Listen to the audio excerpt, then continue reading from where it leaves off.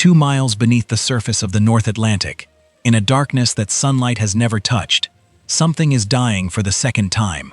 It sank once, in the early hours of 1912, pulling more than 1,500 lives down with it into freezing water.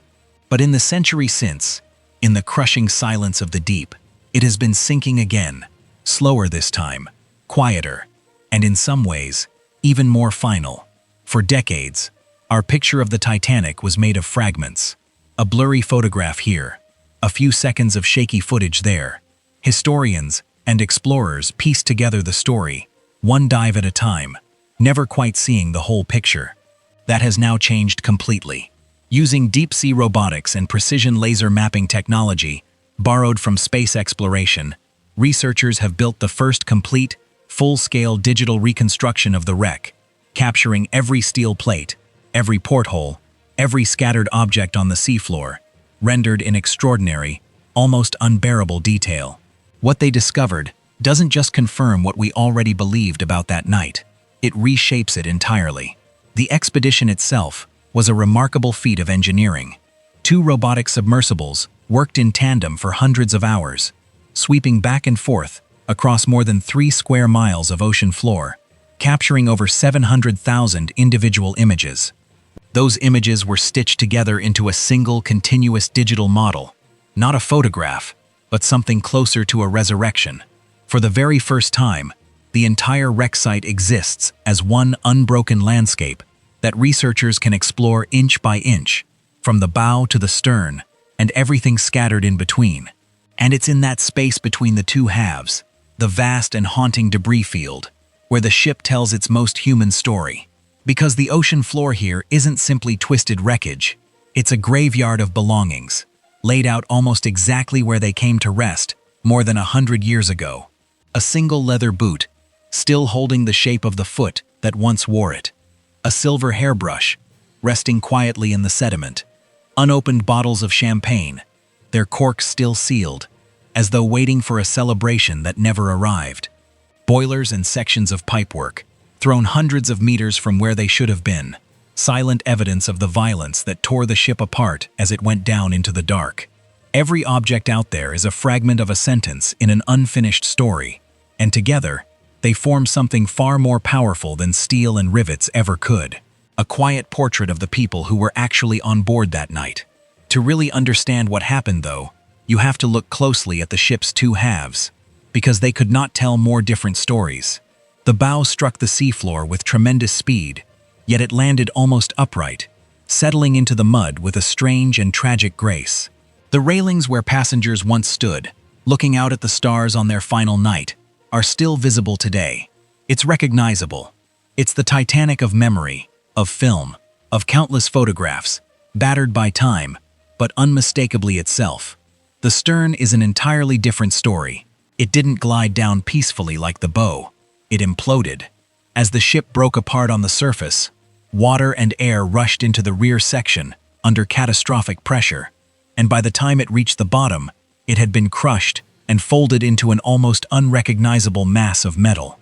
Decks are pancaked on top of one another. Steel is twisted like paper.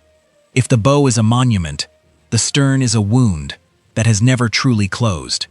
Between them lies nearly 2,000 feet of open seafloor, filled with debris, scattered in the exact pattern of the ship's final, catastrophic minutes.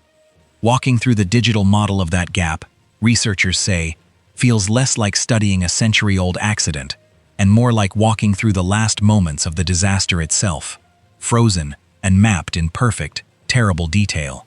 But for all the wonder in this discovery, there is an unforgiving clock quietly running beneath it. Because the Titanic isn't simply resting on the ocean floor, it is being consumed.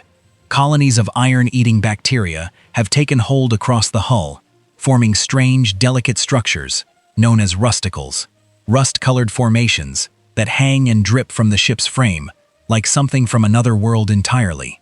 They are oddly beautiful to look at, but they are also slowly devouring the wreck, consuming an estimated several hundred pounds of iron from the ship's structure every single day without pause. At this rate, researchers estimate that major sections of the hull could collapse and dissolve within the coming decades. The opening above the grand staircase, the officers' quarters, the railings that appear in 1,000 imagined photographs. All of it is quietly being converted into rust and returned, atom by atom, back to the sea that first claimed it. The ship once called unsinkable is now simply disappearing, in real time, right in front of the very cameras built to preserve it for the future. That is what makes this new scan feel less like a simple discovery and more like an urgent act of preservation. It isn't only a technological milestone, it is a race against biology, pressure, and time itself. Every expedition down to this wreck may be one of the last opportunities to fully document it before entire sections vanish, not through some new catastrophe, but through the slow, patient work of microscopic organisms simply doing what they have always done. What makes this model so remarkable is how much it reveals that previous decades of exploration simply could not capture. Earlier dives only ever managed to record isolated fragments, a stretch of corridor here, a boiler there, leaving historians to imagine the connections between them. Now, for the first time, researchers can trace the ship's actual final sequence, using hard physical evidence instead of speculation and guesswork. They can study exactly how the hull separated under stress. They can measure fractures in the steel with remarkable precision. They may even be able to determine the position of valves deep within the boiler rooms, offering clues about how the engineering crew were fighting desperately to keep the ship's lights burning in its final, desperate minutes. Details that no survivor's account could ever fully describe are now sitting in front of researchers in 3 dimensions, preserved in astonishing, unflinching clarity. In a strange way, after more than 100 years of silence, the ship is finally being allowed to testify for itself. There is something almost poetic about the paradox sitting at the very heart of this achievement. The more clearly we manage to see the Titanic, the faster we seem to be losing it forever. This digital model will very likely outlive the physical wreck itself. Long after the rusticles have finished their slow, patient work, long after the stern has folded further into the mud and the bow has begun to follow it down, this scan will remain, an exact and permanent record of a ship that refused to be forgotten, even as the ocean does everything in its power to erase it completely. Somewhere down there, in the crushing dark, a boot still rests quietly in the silt. A pipe still catches a faint gleam beneath a passing submersible's light, and a hairbrush, belonging to someone whose name we may never know, waits patiently in the cold, the last quiet witness to one of the most extraordinary and heartbreaking nights in human history. We finally built the technology to see it all, in a level of detail no one alive in 1912 could have possibly imagined.